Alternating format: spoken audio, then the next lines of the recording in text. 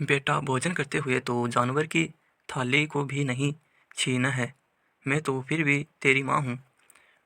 बेटा, क्या हमने इसी दिन के लिए तुझे पाल पोस कर बड़ा करके इस काबिल बनाया है कि तू समय आने पर अपने माँ बाप को जाहिर गंवार कहकर अपमानित करे? बेटा, मुझे 3 दिनों से बुखार आ रहा है। बहर से कितनी बार कहा डॉक्टर के पास ले चल या फिर बुखार की टेबलेट ही लाकर दे दे, लेकिन उसने ना ही टेबलेट लाकर दी और ना ही मुझे खाना दिया। इसलिए मुझे बहुत कमज़ोरी लग रही थी। बेटा, और आज थोड़ा ठीक लग रहा है तो मैं बरामदे में आकर बैठी थी कि बहू ने मुझे बर्तन धोने को कह दिया। मैंने मना किया तो पता नहीं उसने तुझसे क्या कह दिया जो तुम मुझ पर इतना गुस्सा कर रहा है।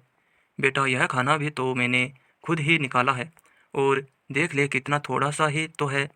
अगर इतना थोड़ा सा खाना खा लूँगी तो तुम्हारा कुछ कम नहीं हो जाएगा।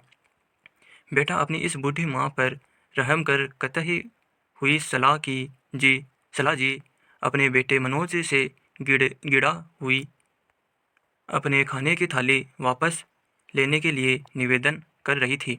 उसी समय सरला जी के पड़ोसन कमला जी जो कि सरला जी की पक्की सहेली थी, उनकी आवाज़ सुनकर उनके घर पहुंची तो देखा मनोज भोजन की थाली लिए खड़ा है और सरला जी जो जूठे हाथों से अपने बेटे की तरफ देख रही थी। मनोज ने पड़ोसन के सामने बात का बतंगड़ बनाना ठीक न समझते हुए वह थाली अपनी माँ को देते हुए बोला, माँ, आपने सब्जी और मंगाई थी ना? यह लो, मैं सब्जी ले आया हूँ। और आज की सब्जी कैसी बनी है माँ? कहते हुए वह कमला जी को बैठने के लिए कहकर अपने कमरे में चला गया, क्योंकि कमला जी की एक आदत थी, वह किसी के भी घर की बात को कहीं भी बढ़ा चढ़ा कर बताती थी। और सरला जी की घर की तो वह एक एक बात जानती थी और उनका एक उद्देश्य अपनी सहेली को बचाना भी रहता था। इसलिए उन्हें जैसे ही आभास होता कि सरला जी के साथ उनके बेटे बहू अन्याय कर रहे हैं, वे तुरंत ही बिना काम के ही उनके घर पहुंच जाया करती थी, ताकि सरला जी के ऊपर उनके बेटे बहू और जाति का जाति ना कर सके। दरअसल सरला जी को मनोज ने अपनी पत्नी की डिलीवरी के बाद ही मदद के लिए अपने पास शहर बुला लिया था, अपनी पत्नी की सेवा के लिए। और उसके पिता गांव में ही रहकर खेतीबाड़ी का काम देखते थे। सरला जी के पति रण सिंह जी का एक फलों का बगीचा था, जिसमें अलग अलग सीजन में अलग अलग फल उगाए जाते थे। उससे उन्हें इतनी आमदनी हो जाती थी कि जो एक सरकारी नौकरी करने वाला व्यक्ति भी नहीं कमा सकता था। रण सिंह जी जितना भी पैसा कमाते, मनोज समय समय पर अपने खर्चे गिनवाला रो रोक कर उनसे पैसे ऐंठ लेता था। रण सिंह जी भी बेटे के मुंह में आकर उसे समय समय पर पैसे भेज देते थे, लेकिन बेटे को ना ही अपने पिता की मेहनत की कोई कदर थी और ना ही अपनी माँ की मेहनत की कदर थी। उसे लगता यह तो उनका फर्ज है, इतना तो सभी माँ बाप अपने बच्चों के लिए करते हैं। समय बीतने लगा और सरला जी की बहू रीना ने एक सुंदर से बेटे को जन्म दिया। उस समय सरला जी दीपक जला रही थी, इसलिए उन्होंने कहा, महारे वंश को चलाने वाला दीपक आ गया, इसलिए इसका नाम दीप रखेंगे। दीप नाम सभी को अच्छा लगा। कुछ दिनों बाद सरला जी की बहू रीना को हॉस्पिटल से डिस्चार्ज कर दिया गया। अब बहू और पोते के आने की खुशी में सरला जी ने घर में रंगोली बनाई, घर के आंगन में दीपक जलाई। ऐसा लग रहा था मानो उनके घर में दीपावली मनाई जा रही हो। रीना ने जब देखा चारों तरफ दीपक जलाए गए हैं, आंगन में एक से बढ़कर एक रंगोली बनाई गई है, तो उसका मन अंदर ही अंदर बहुत खुश हुआ। वह जैसे ही घर के अंदर प्रवेश करने लगी, सलाजी ने अपने पोते और बहू की आरती उतारी और उन पर फूलों की वर्षा की। रीना ने कभी सोचा भी नहीं था कि उसका और उसके बेटे का स्वागत इस तरह शानदार तरीके से होगा। लेकिन जब लेकिन जब जी ने रेना से पूछा, बहू, ये सजावट और जो हमने तुम्हारे स्वागत किया, तुम्हें कैसा लगा? तो उसने अपना मुंह बनाते हुए कहा, हाँ, ठीक ही था, लेकिन मेरे मायके में इससे भी ज़्यादा अच्छे से होता है। सलाजी का प्रसन्नता भरा चेहरा मुरझा सा गया था, लेकिन वह उस समय कुछ भी नहीं कह पाई और चुपचाप वहाँ से चली गई। तभी रीना ने कहा, अम्मी जी, अस्पताल में तो ढंग का खाना नहीं मिला, आज थोड़ा चटपटा और मसालेदार खाना बनाइए। आज घर का खाना भर पेट खाऊंगी। सलाजी बोली, बहू, छोटे बच्चे की माँ को शुरुआती दिनों में सादा खाना ही खाना चाहिए। ज़्यादा चटपटा और मसालेदार खाना माँ और बच्चे दिन दोनों की सेहत के लिए ठीक नहीं होता। लेकिन रीना सल्ला जी की बात कहाँ मानने वाली थी। वो तो उन्हें गांव की गंवार समझती थी और खुद को नए ज़माने की समझदार पढ़ी लिखी मॉडल लड़की। इसलिए उसने कहा, अरे मम्मी जी, यह सब पुरानी बातें हैं। आप लोगों के ज़माने में होता होगा, क्योंकि आप लोगों के पास उस समय खाने के लिए कुछ रहा नहीं होगा, तो कहाँ से खाते ऐसा स्वादिष्ट खाना। मुझे तो आज स्वादिष्ट और मसालेदार चटपटा खाना ही खाना है। मैं जैसा कह रही हूँ आप ऐसा ही कीजिए। मैं और कुछ नहीं सुनना चाहती, वरना मैं आपको आपके बेटे को फ़ोन लगाकर बता दूंगी कि आप मेरा ठीक से ध्यान नहीं रख रही हो। सल्ला जी मनोज के गुस्से को जानती थी और रीना के बारे में भी जानती थी। वो एक बात को बढ़ा चढ़ाकर बताती थी और मनोज बिना सच जाने उन पर भड़क उठता था। उस दिन भी उसने पत्नी के भड़काने पर ही अपनी माँ के खाना खाते हुए थाली को छीन लिया था। इसलिए सल्ला जी ने सोचा, इन मूडों के मुँह लगने से अच्छा है इन्हीं के अनुसार काम कर दिया जाए। आगे जो भी होगा उसके जिम्मेदार यह लोग खुद ही होंगे। ऐसा सोचकर उन्होंने रीना के लिए मसालेदार चटपटा खाना बना दिया। कई दिनों बाद ऐसा चटपटा खाना मिलने से उस दिन रीना ने भरपेट खाना खाया और उंगलियां चाटते रह गई और कहने लगी, मम्मी जी, पेट तो भर गया लेकिन मन नहीं भरा है। ऐसा लग रहा है और भी खा लूँ, लेकिन इतना ज़्यादा खा लिया है क्या पेट में जगह ही नहीं रही। सरला जी मन ही मन भगवान से प्रार्थना करती है कि हे भगवान, आजकल के इन बच्चों को कौन समझाए कि छोटे बच्चे के लिए कैसा खाना लाभदायक होता है। लेकिन भगवान, आपसे विनती करती हूँ कि मेरे पोते को कोई नुकसान ना हो। ये आजकल के बच्चे हमारे सुनते ही कहाँ हैं। सरला जी अपनी बहू और पोते के स्वास्थ्य को लेकर बहुत चिंतित थी। सभी लोगों ने खाना खाया और सो गए। रात के करीब 2 बजे से बच्चे का रोना शुरू हो गया। रीना के पेट में भी जलन होने लगी। बच्चा बार बार पोटी करने लगा और लगातार रोता रहा। रीना को भी लूज मोशन स्टार्ट हो गए। अब रीना को अपनी गलती समझ में आ रही थी कि उसने मसालेदार वो भी चटपटी सब्जी खाकर कितनी बड़ी गलती कर दी है। लेकिन हम अपनी गलती ना मानते हुए अपनी सासू माँ पर भड़कते हुए बोली, मम्मी जी, क्या आपने धूप में बाल सफ़ेद किए हैं? जो अभी मेरी डिलीवरी हुई 8 दिन भी नहीं हुए हैं और मुझे इतना मसालेदार चटपटा खाना खिला दिया। मैं मानती हूँ कि मैंने आपसे ऐसे खाने के लिए जिद की थी, लेकिन आप बड़ी होने के नाते मुझे डांट कर मना भी तो कर सकती थी ना। कैसी माँ है आप कहती हुई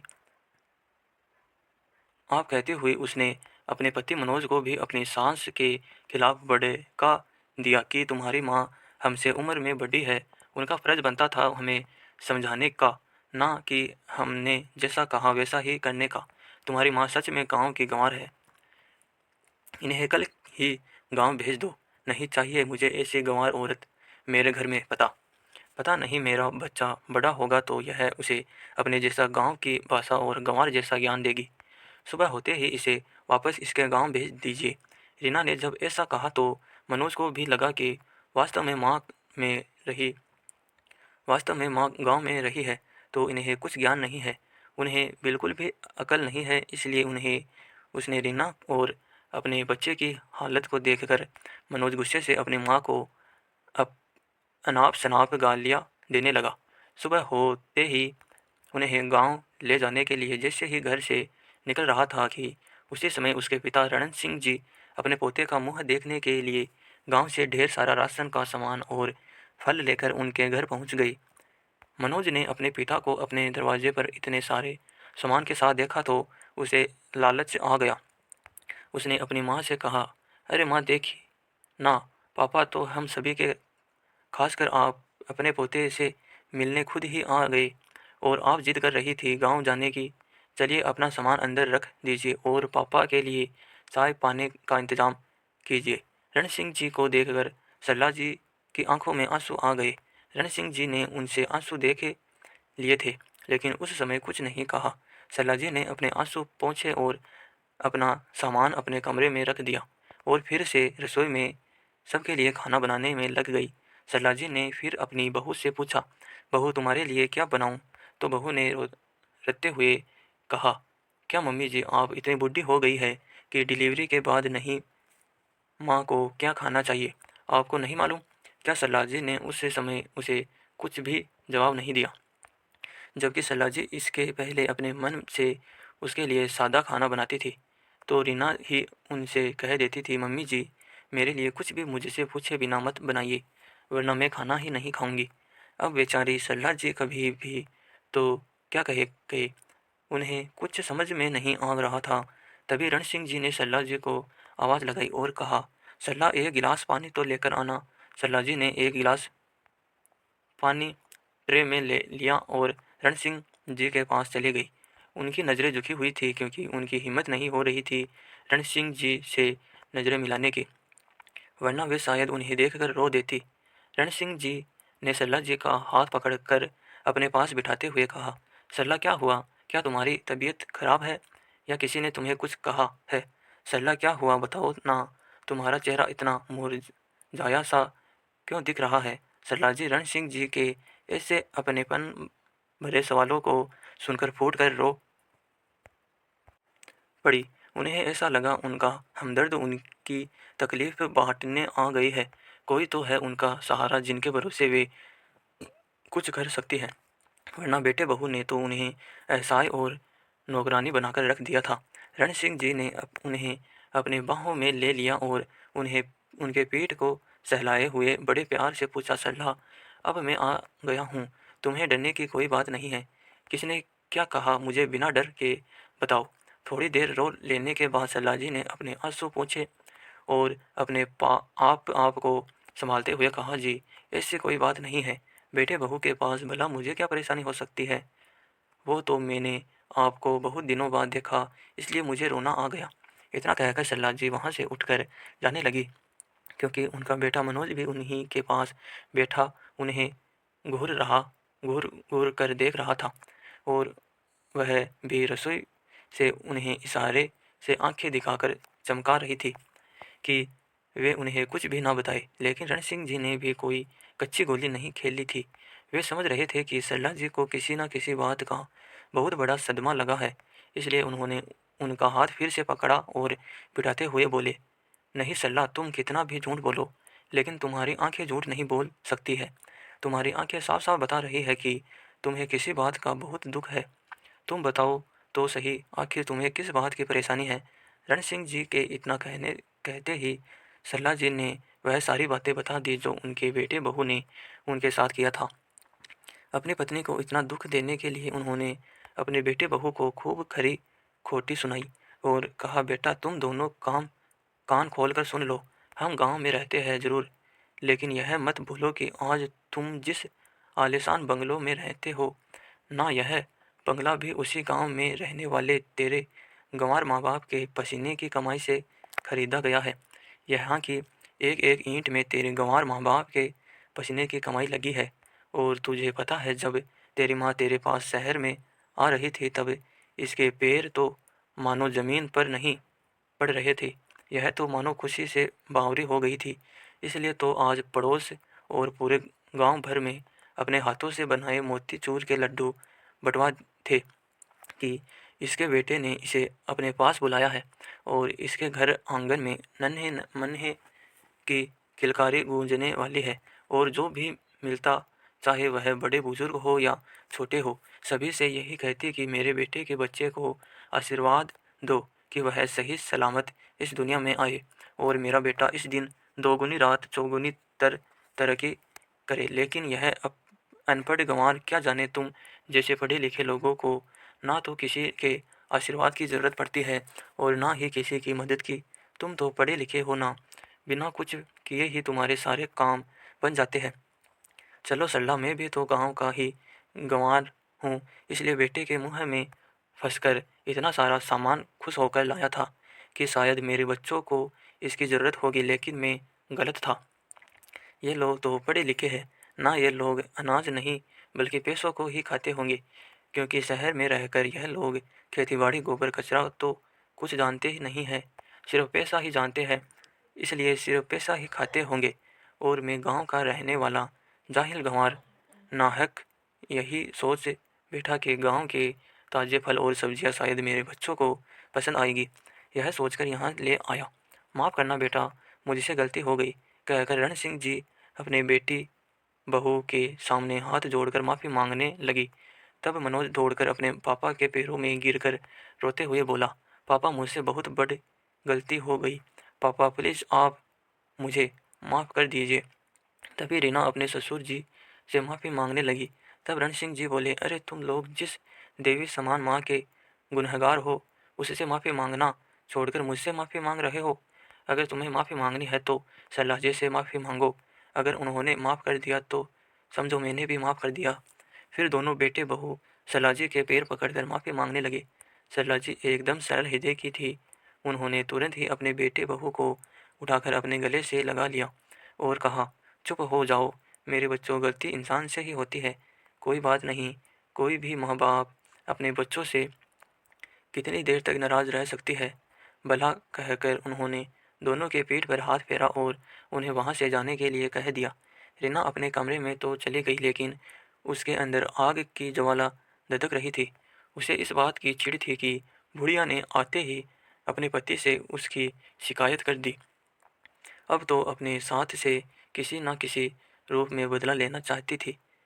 उसे उस दिन दिन भर बेचैनी लगी रही, क्योंकि मनोज तो खाना खाकर अपने ऑफिस चला गया और सरलाजी ने खाना बनाया।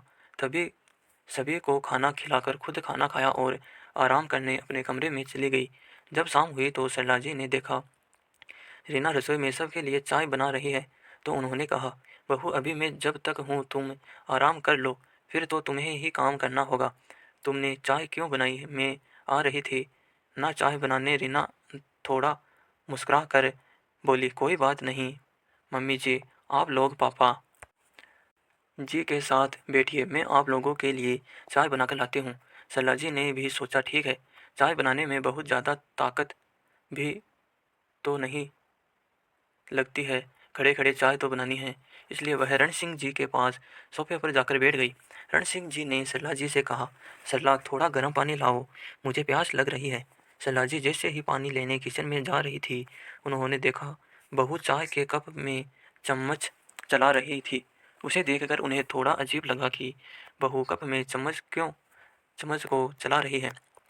फिर उन्होंने ज़्यादा ध्यान नहीं दिया और वह पानी लेकर चली गई। थोड़ी देर में बहू ने चाय और बिस्किट लाकर दिए तो दोनों ने चाय के साथ बिस्किट भी खाया। फिर थोड़ी देर में उन्हें ऐसी नींद आने लगी कि वे दोनों वहीं लुढ़क गए। मनोज जब अपने ऑफिस से घर वापस आया तो उसने अपने मम्मी पापा को अस्त व्यस्त तरीके से लुढ़कते हुए देखकर दंग रह गया। उसने रीना से उनके बारे में पूछा तो उसने कह दिया, मुझे नहीं पता यह लोग क्यों अभी तक सो रहे हैं। मनोज ने उन्हें उठाया और उनके कमरे में ले गया, लेकिन वे वहाँ भी सोते ही रहे। अब रीना ने जैसे तैसे उस रात का खाना तो बनाया, लेकिन उसका गुस्सा बढ़ता ही जा रहा था। वह मनोज के कान बढ़ती जा रही थी। उसने कहा, देखिए जी, अब ये दोनों बुढ़िया हमारे कोई काम के नहीं रह गई। अब मैं घर के छोटे मोटे काम तो कर ही लेती हूँ, और झाड़ू पोंछा और बर्तन साफ करने के लिए हम बाई रख लेंगे। जितना खर्च हम लोग इनके ऊपर करते हैं, उससे कहीं कम खर्च में काम वाली बाई काम करने अपने घर चली आएगी, और इन्हें तो दिन रात झेलना पड़ता है। अब मुझे ये दोनों बर्दाश्त नहीं होते। पहले वो अकेले बुढ़िया रहती थी, चलो वो तो कम से कम हमारा काम कर दिया करती थी, और अब तो यह बूढ़ा भी आ धमका है, और कल के बाद तो हम इन्हें जाने के लिए भी नहीं कह सकते हैं, नहीं तो यह हमें इस घर से जाने के लिए कह देंगे। अब इतने बड़े शहर में इतने बड़े परिवार का खर्च कैसे चलाएंगे? यह तो हमें सोचना होगा ना। इनका क्या है?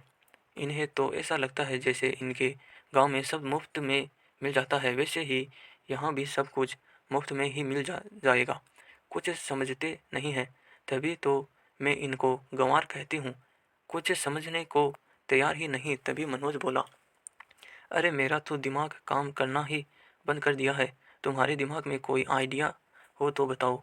थोड़ी देर सोचने के बाद रीना बोली, हम लोग इन बूढ़े बूढ़ियों को यहाँ से जाने के लिए तो नहीं कह सकते हैं, लेकिन इस दुनिया से जाने के लिए तो कह सकते हैं ना। इतनी बातें सल्ला जी ने अपने कानों से सुन ली, क्योंकि कुछ देर पहले ही उन्हें होश आया था और जोरों की प्यास लगने के कारण वह पानी लेने रसोई में जा रही थी। दोनों बेटे बहू की ऐसी बातें सुनकर तो मानो उनके पैरों तले जमीन ही खिसक गई।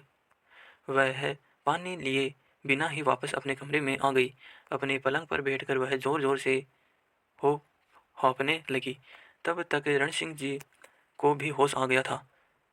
उन्होंने सल्लाजे को हंसते हुए देखा तो पूछा, क्या हुआ सल्ला, तुम्हारी तबीयत ठीक नहीं लग रही है, तुम्हें क्या हो गया है। तभी सल्लाजी ने उन्हें धीरे बोलने का इशारा किया। रण सिंह जी ने उनकी पीठ को सहलाया और सहला है तो थोड़ी देर बाद वे धीरे धीरे सामान्य हुई। उन्होंने रण सिंह जी को बताया कि मैं जो पानी लेने रसोई में जा रही थी तो दोनों बेटे बहू को बातें करते हुए सुना कि वे दोनों कह रहे थे कि हमें इस दुनिया से ही जाने के लिए कह देंगे, और वह कहकर रोने लगी। उधर जब मनोज ने अपनी पत्नी के मुंह से ऐसी बातें सुनी तो वह सन रह गया। वह अपने मुंह पर हाथ फेर रखकर आंखें खोली कर उसे देखता ही रह गया। उस समय उसकी हालत ऐसी हो गई जैसे उसे काटो तो खून नहीं। उसने अपनी पत्नी का विरोध किया, लेकिन वह उसे समझाने लगी, देखो मनोज, तुम इन बूढ़े बूढ़ियों हो के इकलौती संतान हो। यह लोग जैसे जैसे बूढ़े होते जाएंगे, इनके लिए दवाई गोली से लेकर इनके सारी सुख सुविधाओं का ध्यान हमें ही रखना होगा। तब हम इनकी सेवा करेंगे या अपने बच्चों की पढ़ाई लिखाई की तरफ ध्यान देंगे। अब आप खुद ही सोच लो, इनका क्या क्या करना है। एक ही बार में इनका किस्सा ही खत्म कर देना है कि जिंदगी भर इनका बोझ ढोना है। मनोज रीना से गुस्से में बोला, रीना, चाहे कुछ भी हो जाए, मैं अपने माँ बाप के साथ इतना अन्याय नहीं कर सकता हूँ। उन्हें मैं इस दुनिया से जाने का पाप अपने माथे नहीं ले सकता हूँ। हाँ, इतना जरूर कर सकता हूँ कि उन्हें मैं गांव भेज सकता हूँ। मनोज ने जो बात कही उस बात को सरला जी ने नहीं सुना। वह रीना की बातें आधी अधूरी सुनकर अपने मन में भ्रम पाली वहां से चली गई। अब तरण सिंह जी ने सोचा, क्यों ना बेटे बहू को बताए बिना ही हम अपने गांव चले जाए, और चाहे कुछ भी हो जाए हम कभी इनके पास वापस न आए। यह सोचकर दोनों रातों रात गांव जाने के लिए निकल गए। सल्लाजी का सामान तो पहले से ही पैक था, इसलिए वे दोनों तुरंत ही गांव के लिए निकल गए। वे दोनों रात के अंधेरे में अंदाजा लगाकर ही आगे बढ़ रहे थे कि इत्तेफाक से एक ऑटो वाला उन्हें मिल। उस ऑटो वाले ने उन्हें बताया कि वह अपनी बेटे के घर कुछ सामान पहुंचाने के लिए आया था। वह उसी शहर में रहता है और अब वह अपने घर जा रहा है, इसलिए उसने उन दोनों को बस स्टैंड तक पहुंचा दिया। रण सिंह जी और सल्ला जी ने उसे ढेर सारा आशीर्वाद दिया और कुछ रुपए भी दिए। उस ऑटो वाले ने उन्हें बताया कि भगवान ने उन्हें अपने दूध के रूप में भेज दिया है, क्योंकि उस ऑटो वाले को पैसे की सख्त ज़रूरत थी, क्योंकि उसकी पत्नी को अस्थमा का अटैक आया था। वह अपनी बेटे के घर मदद मांगने ही गया था, लेकिन उसकी सास ने इतनी खरी खोटी सुनाई कि वह कुछ नहीं कह पाया और बिना कुछ कहे ही चला आया। लेकिन जितना पैसा मुझे चाहिए था आपने मुझे दे दिया, आपका बहुत बहुत धन्यवाद, कहकर वह ऑटो वाला वहां से चला गया। रण सिंह जी बोले, देख सल्ला, हमारा रातों रात बाहर निकल जाना भी कितना अच्छा हुआ। हमारे कारण किसी की भी जान बच सकती है। और वे दोनों सुबह होने का इंतजार करने लगे। जैसे ही सुबह हुई दोनों अपने गांव जाने वाली बस में बैठकर चले गए। मनोज ने देखा, मम्मी आज आज अभी तक नहीं उठे हैं, ना ही पापा उठे हैं। तो वह उनके कमरे में गई, यह देखने कि अभी दोनों क्या कर रहे हैं। वहां जाकर देखा तो दोनों वहां से गायब थे। उसे समझ में नहीं आ रहा था कि मम्मी पापा आखिर कहाँ चले गए हैं। उसने रीना को जाकर बताया तो रीना तो मन ही मन खुश हुई। चलो, दोनों बूढ़े बूढ़ियों से बिना कुछ किए ही छुटकारा मिल गया है। लेकिन मनोज ने अपने गांव के मुखिया चाचा को फ़ोन लगाकर पूछा तो उसने बता दिया कि उसके माँ बाप अपने घर पहुंच गए हैं। तब उसके जान में जान आई और रीना ने जब यह समाचार सुना तो उसे बिल्कुल भी अच्छा नहीं लगा। कुछ भी कुछ दिनों बाद वह मनोज के साथ अपने सास ससुर के घर गई और उनके पैरों में गिरकर उनसे माफ़ी मांगने लगी और बोली, मम्मी जी, पापा जी, मुझे माफ़ कर दीजिए। मैंने आप लोगों के साथ बहुत ही गलत व्यवहार किया है, लेकिन आप लोगों के वापस आ जाने के बाद मुझे पता चला कि बुजुर्गों का क्या महत्व होता है। आपके वापस आ जाने से तो मैं दीप की वरी अच्छे से कर ही नहीं पा रही हूँ। इसलिए आपसे विनती करती हूँ कि आप लोग हमारे साथ चलिए और वहीं रहिए। रण सिंह जी थोड़े व्यवहारिक आदमी थे, इसलिए उन्होंने कहा, बहू, तुम्हें समय रहते अपनी गलती का एहसास हो गया है, यह अच्छी बात है। लेकिन अभी हम लोग तुम्हारे साथ नहीं आ सकते हैं, क्योंकि अभी हमारे खेत में फसलों को तोड़कर मंडी भेजने का काम ज़ोरों शोरों से चल रहा है। जैसे ही हमें फुर्सत मिलती है हम इस बारे में सोचेंगे। वहीं सरलाजी का मन पोते में लगा हुआ था, इसलिए वह बार बार रण सिंह जी को बेटे के पास जाकर रहने की जिद कर रही थी।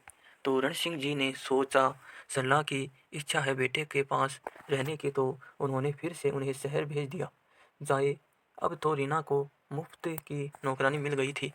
रीना सरला जी की इतनी तारीफ करती कि वह उनकी तारीफ करते करते सारे काम करवा लेती। सरला जी भी खुशी खुशी उसका काम यह सोचकर कर देती कि अपने ही तो बेटे बहू है, तो अपने घर में काम करने में कैसी शर्म। दिन बीतते रहे। रीना सरला जी के पास हमेशा पैसों का रोना रोती रहती और सरला जी अपने पति रण सिंह जी से कहकर पैसे मंगवाती रहती। जब तक रण सिंह जी पैसे भेजते रहे तब तक तो रीना ने सरला जी के साथ बहुत अच्छा व्यवहार किया। लेकिन एक दिन बगीचे में खड़े रण सिंह जी के पैर के नीचे एक पका हुआ फल आ गया, जिससे फिसलकर ऐसे गिरे कि उनके कमर की और घुटने की हड्डी फ्रैक्चर हो गई। आनन आनन फानन में उन्हें शहर लाया गया। अब तो रीना को लगा उसके घर में आपत्ति आ गई है। अब उसका रवैया अपने सास ससुर के प्रति धीरे धीरे बदलने लगा। वह सरला जी के हर काम में कुछ ना कुछ गलतियां निकालने लगी। एक तरफ से तो सरला जी अपने पति के स्वास्थ्य को लेकर परेशान थी, तो दूसरी तरफ अपनी बहू के रवैये से परेशान थी। इसलिए ना चाहते हुए भी उनसे गलतियां हो जाया करती थी, जिसका रीना भरपूर फायदा उठाती थी। रीना अब मनोज के सामने सरला जी की गलतियां गिना रही थी, जिससे वहाँ वह भी अपनी माँ को खरी खोटी सुना दिया करता था, क्योंकि वह भी एक तरफ अपने पिता के इलाज के लिए पैसे खर्च करने से परेशान था, तो दूसरी तरफ माँ के भी छोटी छोटी गलतियाँ पर जिस रीना और भी ज़्यादा बढ़ा चढ़ाकर बता देती थी और घर में हंगामा करा देती थी। कुछ ही दिन अस्पताल में रहने के बाद रण सिंह जी की छठी कर दी गई। अब हर 7-8 दिनों के बाद रण सिंह जी को चेकअप के लिए बुलाया जाता था, जिससे डॉक्टर की फीस, दवाई का खर्च के साथ साथ अस्पताल आने जाने का खर्च भी लगता था, जो रीना को बहुत अखरता था। कुछ दिनों तक तो उसने जैसे तैसे अपने सास ससुर को खाना पानी किया, लेकिन धीरे धीरे ना तो वह घर के कोई काम ही करती थी और ना ही अपने सास ससुर को चैन से रहने देती थी। जैसे ही मनोज अपने ऑफिस से जाता है तो कुछ ना कुछ उल्टा सीधा कहकर उनके पीछे पड़ जाती है। उसका बेटा दीप यह सब सुनता तो वह भी अपनी माँ से डरा वह भी अपनी माँ से डरा सहमा सा रहने लगा था और उसे जैसे ही मौका मिलता अपने दादा दादी के पास जाकर दुबक जाता। लेकिन रीना की उसके ऊपर नज़र पड़ते ही वह अपने सास ससुर को भी खरी खोटी सुनाती और देव को भी गुस्से में आकर मार देती थी और उसे सख्त हिदायत देती कि वह उनके पास कभी ना जाए। एक दिन सरला जी अपने पति रणन सिंह जी को अस्पताल लेकर गई हुई थी। रीना ने अपने कीमती जेवर उनके बैग में रख दिए और शाम को मनोज से कहा कि उसकी एक सहेली के घर पार्टी में जाना है। लेकिन जब उसने अपनी अलमारी में मनोज के सामने गहने ढूंढे तो उसे नहीं मिले। फिर क्या था, उसने घर में हंगामा मचा दिया कि मेरे गहने नहीं मिल रहे हैं। उसने अपने अलमारी के सारे कपड़े इधर उधर बिखेर दिए। फिर वह सीधे अपनी सास के कमरे में गई और बोली, मम्मी जी मेरे गहने नहीं मिल रहे हैं, कहीं आपने तो नहीं रखे। मनोज उसे मना करता रहा कि वह उसकी मम्मी से ना पूछे, लेकिन वह नहीं मानी और सीधे सल्ला जी का बैग चेक करने लगी। जब उसने उनके बैग से कपड़े निकालकर बाहर फेंके तो कपड़ों के साथ गहने भी गिर गए। फिर तो रीना का आग की तरह अपनी सांस के ऊपर बरस पड़ी। उन्होंने इतना दलील किया कि उन्हें अपने सफाई देने का एक मौका भी नहीं दिया। और जब मनोज ने यह सब अपनी आंखों से देखा तो वह भी अपने मम्मी पापा से नफरत करने लगा और उन्हें तुरंत घर से निकल जाने के लिए कह दिया। रीना ने कुछ दिन पहले ही रण सिंह जी से अस्पताल के बिल के साथ गांव के घर और ज़मीन के पेपर्स में साइन करवा लिए थे, जो अब वह उसके नाम पर हो गए था। इस बात का पता उन्हें तब चला जब मनोज ने उन्हें अपने घर से निकल जाने के लिए कहा दिया। तब उसने कहा, आप लोग भूलकर भी अपने गांव मत जाइएगा, क्योंकि वहाँ की सारी प्रॉपर्टी तो आपने मेरे नाम कर दी है। अब रण सिंह जी को समझ में नहीं आ रहा था कि वे कहाँ जाए और क्या करे। फिर भी जब बेटे ने घर से चले जाने के लिए कह दिया तो दोनों बुजुर्ग दबते धीरे धीरे सुनसान सड़क पर रात के अंधेरे में चले जा रहे थे। तभी वे एक होटल के पास जाकर रुके। उस होटल का मालिक कह रहा था, आजकल के लड़कों को क्या हो गया है, बहुत छुट्टी मार रहे हैं, इतना बड़ा ऑर्डर आया है और काम करने वाले की कमी है। तभी सल्लाजी ने उस होटल के मालिक से कहा, भाई साहब आप बुरा ना माने तो क्या हमें काम मिल सकता है। होटल के मालिक ने उन दोनों की हालत देखी तो कहा, आप दोनों अपनी हालत को देखिए तब काम करेंगे। तभी सल्लाजी बोली, भाई साहब अगर हमें काम मिल जाए तो आपकी बड़ी मेहरबानी होगी। जब तक आपका नौकर नहीं आ जाता तब तक ही रख लीजिए, फिर चाहे तो निकाल दीजिएगा। होटल के मालिक को काम करने वाले की ज़रूरत थी, इसलिए उसने उन्हें काम पर रख लिया। रण सिंह जी व्यापारी आदमी थे, इसलिए उन्हें बैठे बैठे काउंटर का काम दे दिया गया और सल्लाजी को खाना बनाना बहुत अच्छा आता था, इसलिए वह रसोई में चली गई। अब उस होटल के मालिक का काम बहुत अच्छी तरह से चलने लगा। हिसाब किताब में भी कोई फर्क नहीं पड़ता था। अब उनके रहते उस होटल के मालिक ने कुछ ही दिनों में छोटे से होटल की जगह बड़ा सा रेस्टोरेंट ले लिया। अब उस रेस्टोरेंट का नाम बहुत चलने लगा था। उस रेस्टोरेंट की प्रसिद्धि से ही रण सिंह जी ने अपने मालिक से कहा, क्यों ना हम शहर के दूसरे छोर पर जहाँ आबादी वाला क्षेत्र है वहाँ एक और रेस्टोरेंट खोल दे, ताकि वहाँ भी हम अच्छा खासा मुनाफा कमा सके। मालिक बहुत ही नेक दिल का आदमी था।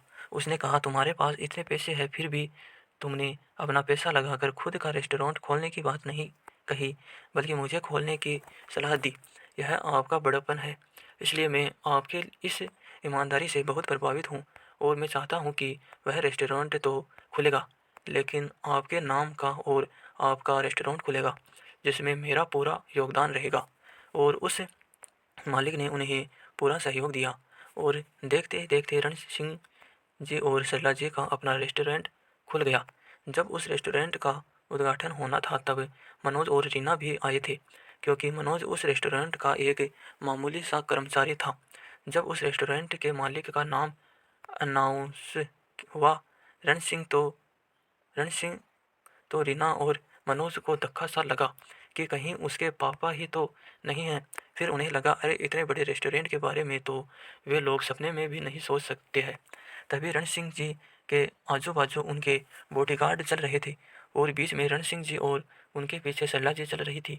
जब रण सिंह जी ने रेस्टोरेंट का फीता काटा तो उनके ऊपर फूलों की वर्षा की गई और उनकी इस उम्र में इतनी बड़ी सफलता का राज पूछा गया तो उन्होंने बताया कि उनकी सफलता का श्रेय उनके मालिक को जाता है, जिनका एक छोटा सा होटल था, उसमें हम नौकर थे और हमने वहाँ पूरी ईमानदारी के साथ काम किया और आज इतनी बड़ी सफलता हासिल कर ली।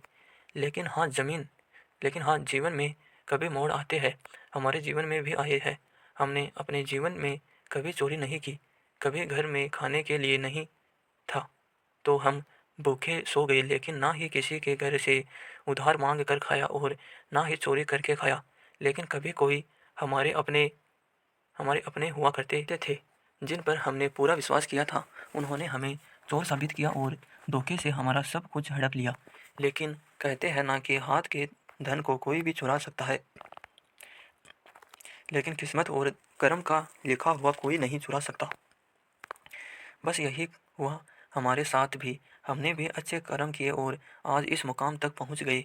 यही हमारी सच्चाई है। रण सिंह जी के इतना कहते ही पूरा हॉल तालियों से गूंज उठा। वही मनोज और रीना की नजरें शर्म से झुक गई। दूसरे दिन सारे कर्मचारी अपने अपने काम में लग गए। तब मनोज सीधे रण सिंह जी के केबिन में जाने लगा। तब गार्ड ने उसे रोका और कहा, अरे आप बिना किसी अपॉइंटमेंट के सर के केबिन में कैसे चले जा रहे हैं? तब मनोज ने कहा, अरे तुम मुझे रोक रहे हो, तुम जानते भी हो मैं कौन हूँ। अगर मैंने सर से शिकायत कर दी है ना तो तुम्हारी अभी के अभी छुट्टी हो जाएगी।